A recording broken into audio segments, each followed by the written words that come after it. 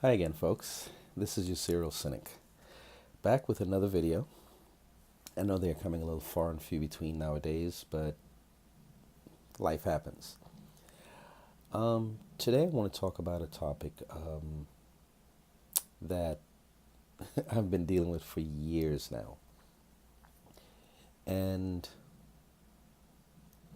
as you've heard me say in some of my other previous videos, I am from the Caribbean, St. Thomas Virgin Islands to be specific. Now, some of you watching this video right now, when I say St. Thomas, this is the issue I'm talking about. Question you might have is like, where is that? Never heard of it. Is that near Beijing? I've heard the questions. Now, what has happened? Well, this video is going to have two parts to it, okay? But I'm going to deal with this first part, where is it? And I've been dealing with that question for as long as I can remember living here in the United States. I'm talking about going back as far as the 90s. I think I've probably even heard it before that. And it's one of those questions where if I speak to some of the people from my own island, they feel offended that people don't know where their place of origin is. So the way I look at it, in my case, it's a time for education. I don't take offense. I don't take offense. I might be surprised sometimes, based on the person who I might be talking to, who presents the question to me. A person who might seem rather learned, seems to know a lot, and then I hear this question like, "Where's the Virgin Islands?" Or "Where is St. Thomas?" Well, not only does that question come up, and I guess maybe I should make this a three-part question, a three parts to this video, because there's something else that comes up. I remember sitting somewhat with my mouth open, figuratively speaking, as I was sitting next to a young lady, and she started asking me questions about where I come from. So she knew I was from an island. So she got that. She knew I was from the Caribbean. She knew there was some place out there called the Caribbean. She was familiar with that. But then she started asking me things like, do we drive cars? Do we live in houses? And this was a black girl, and I was just like, yeah.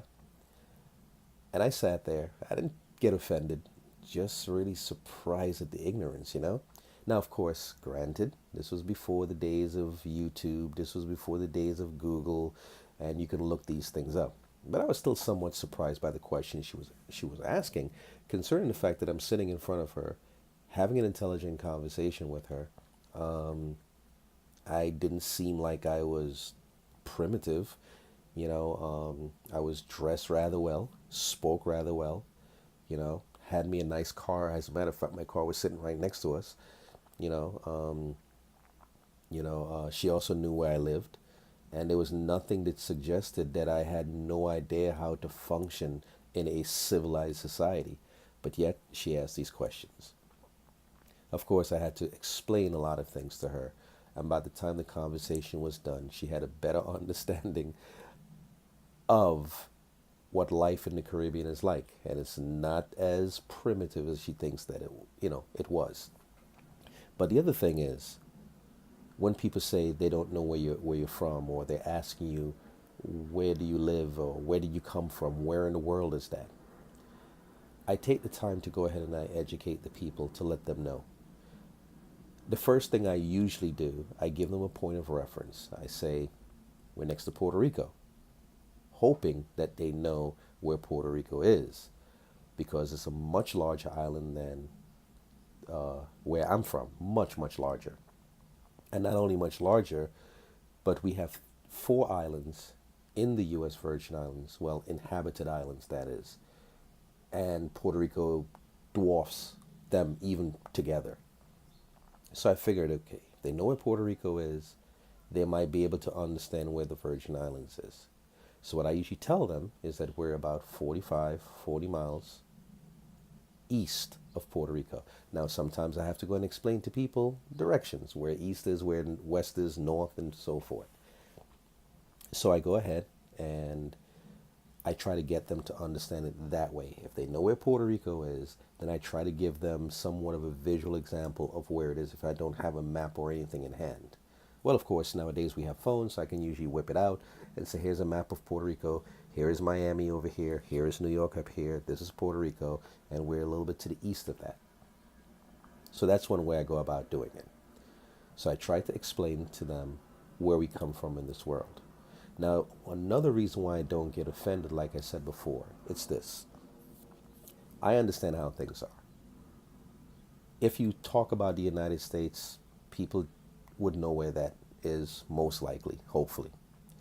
If you say Africa, people would look over and they would see, they may not understand where certain countries are or may not know. And some people will make the mistake of calling Africa a country. But if you show them a map of Africa, they might recognize or be able to say, hey, yeah, that's Africa. Because there's certain continents, certain countries that have certain unique looks to them that people can readily identify or look at and recognize and say, okay, I know where that country is at. But when you're talking about the Virgin Islands, or a lot of islands in the Caribbean for that matter, these are small specks in a map. Sometimes they don't even show up. And to ask people living in much, much larger countries to turn around and say, yeah, you don't know where the Virgin Islands is? It might be asking a little too much. They look at a map, we don't even come up as a blip. Just some little dots. You have to magnify or blow up or zoom in on just to see where we are in this world. So again, I don't get offended. I just go ahead and I try to educate, understanding the mindset of some people.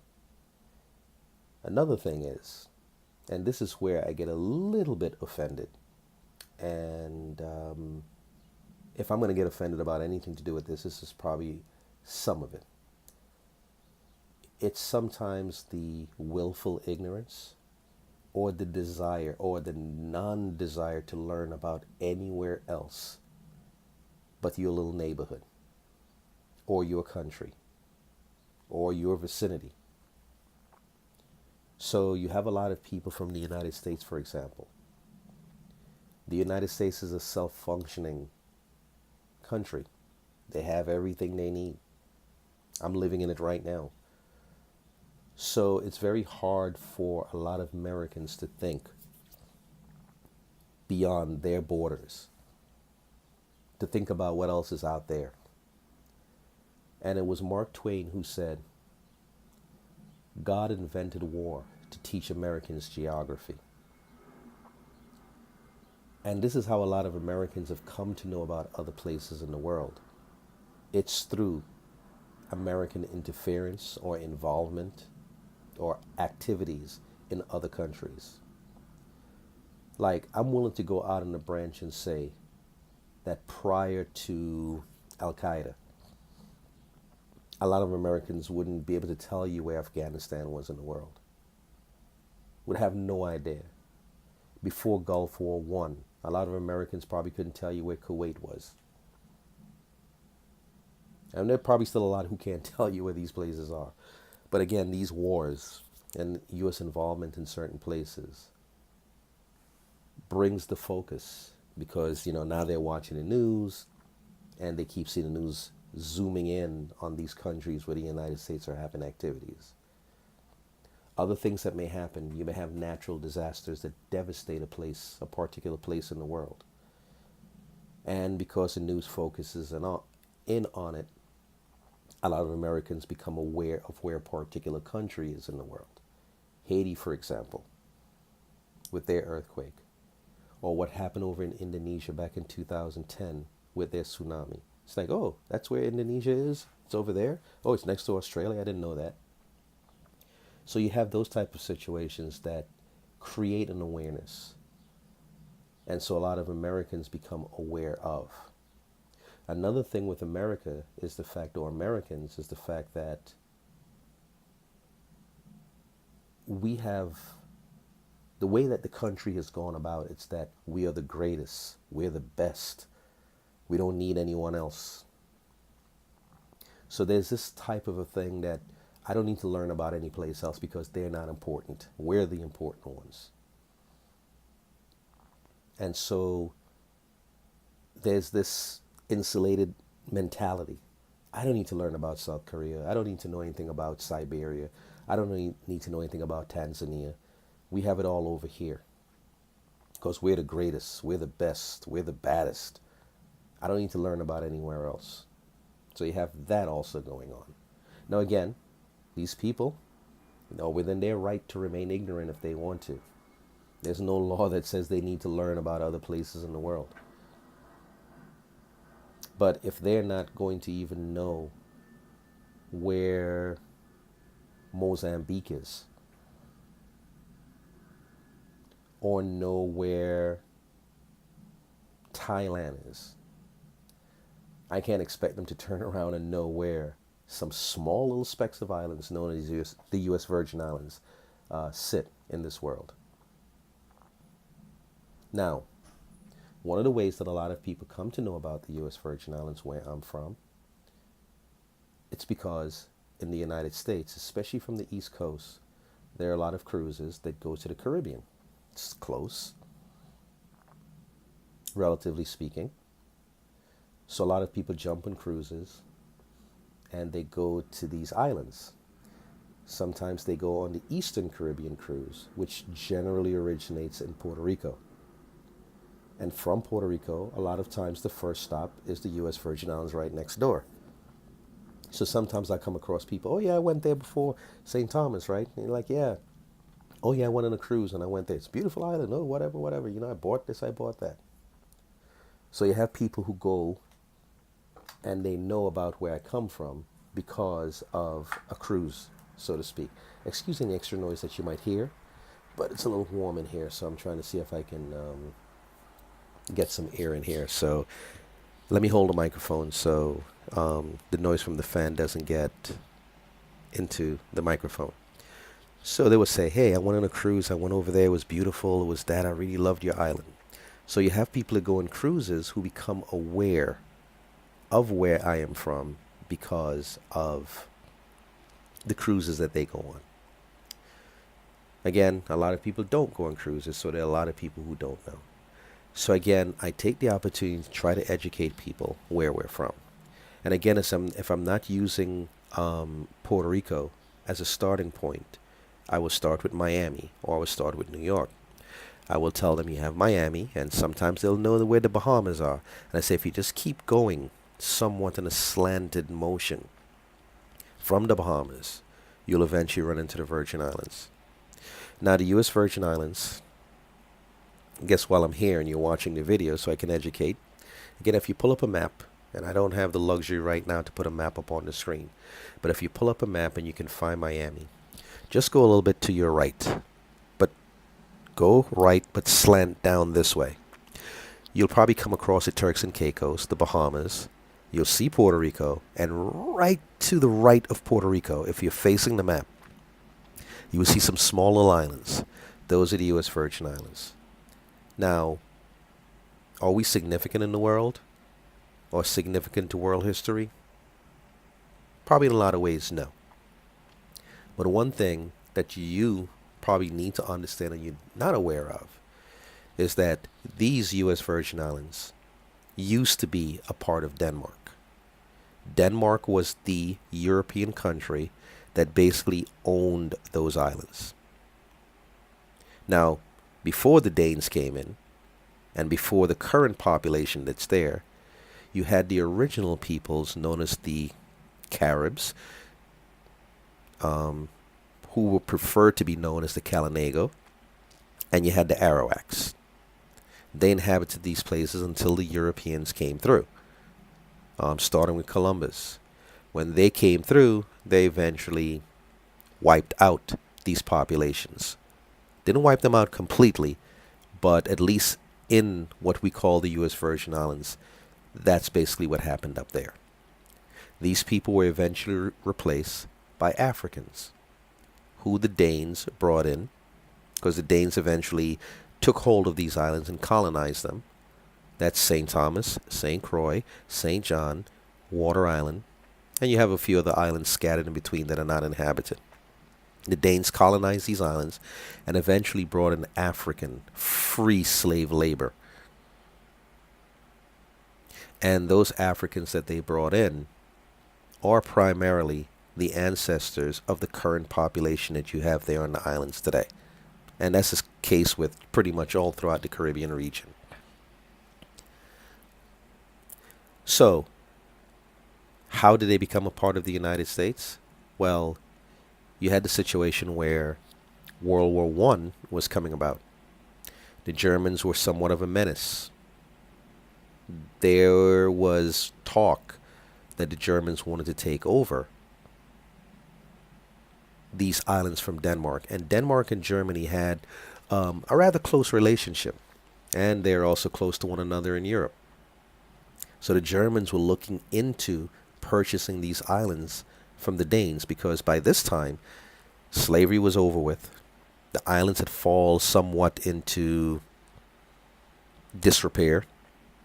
They weren't bringing in the money that they once brought in during the time of slavery.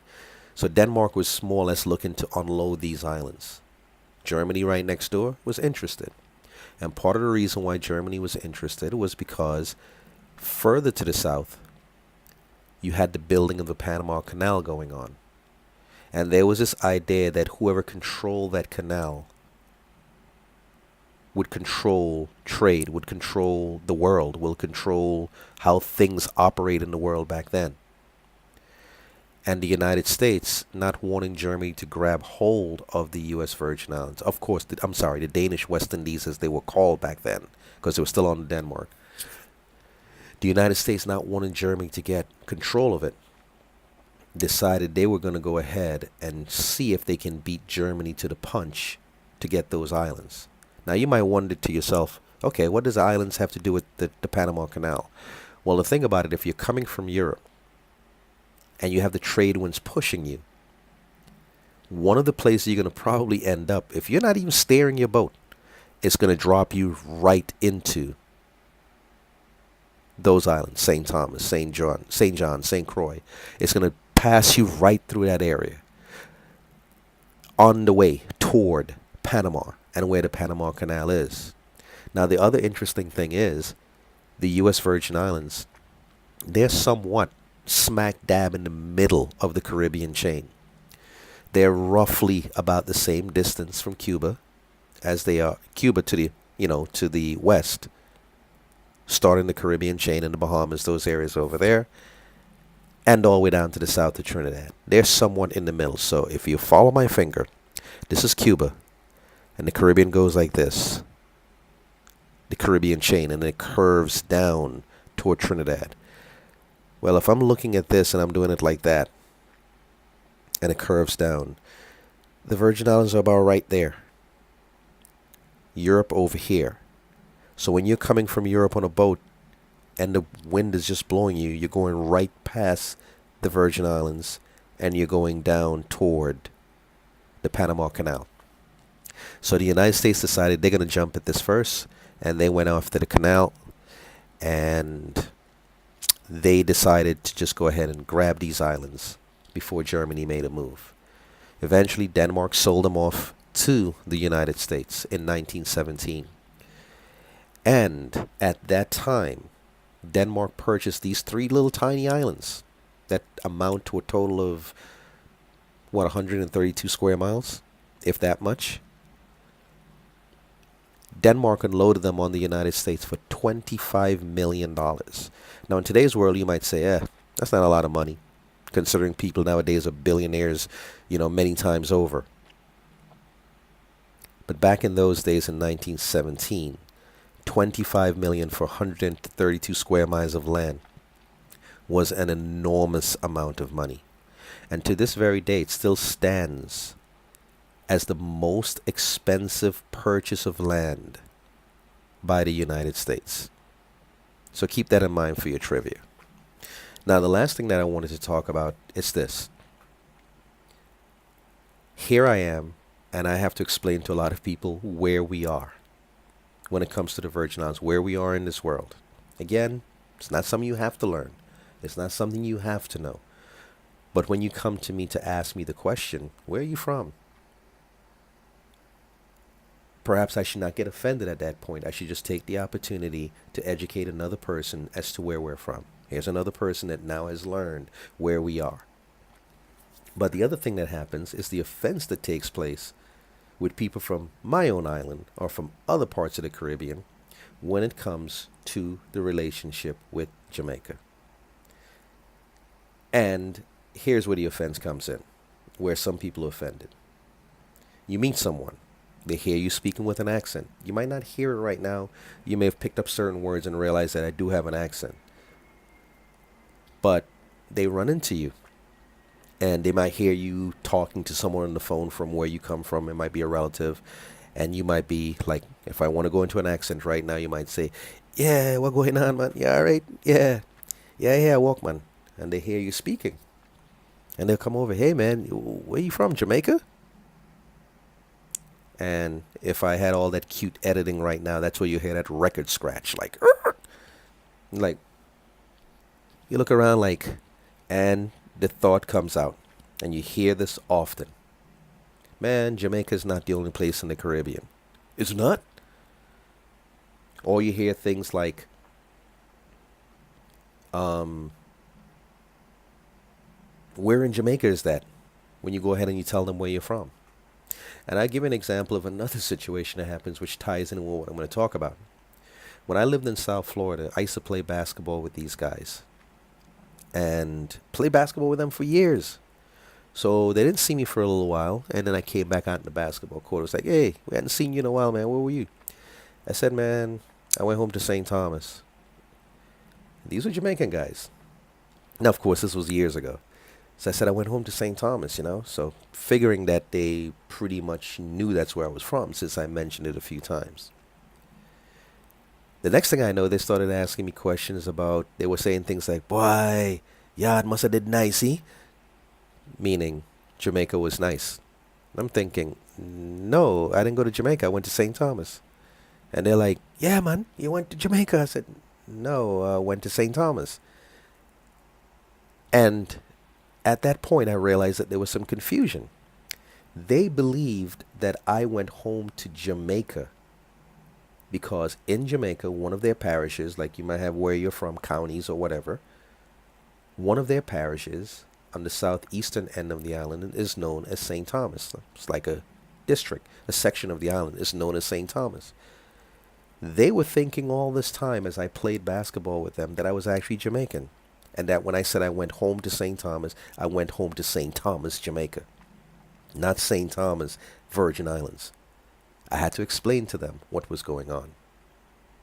And how things were. I remember we sitting down in the bleachers at the basketball court. And I'm explaining to them where the Virgin Islands is in relation to Jamaica. That we are not Jamaica. So yes, you do have people that run into you. And they hear you speaking with an accent. And the first thing they toss out there, you from Jamaica?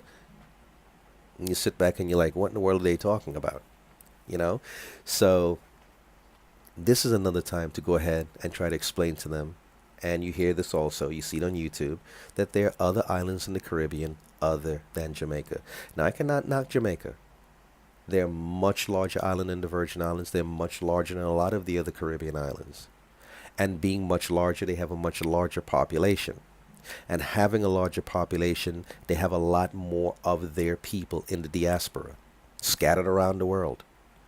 You're more likely to run into a Jamaican before you run into a Virgin Islander, because you do have a lot of Jamaicans living abroad. There's about, I don't know, I haven't checked the last time, there's probably close to 3 million Jamaicans living in Jamaica, and perhaps another 3 million living around the world. Maybe even more. Compare that to the U.S. Virgin Islands with a population of 110,000 people. and maybe um, 2/3 of that living overseas, or maybe half of that, or maybe the same amount. Who do you think you're going to run into more often? So you have a lot more Jamaicans living abroad, giving a much larger representation of their people and their island. So it's much more likely you run into them.